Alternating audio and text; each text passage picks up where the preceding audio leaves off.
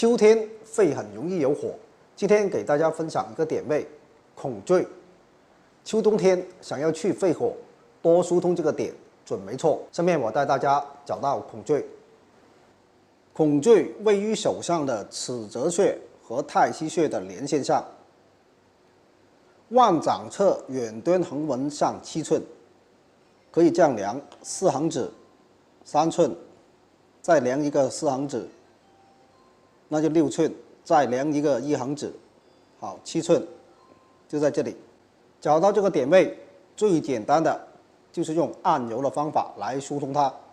我们拿紫檀木梳，用那圆润的一头，稍稍用力按住，出现有宣胀疼痛感后，像弹拨琴弦一样上下波动，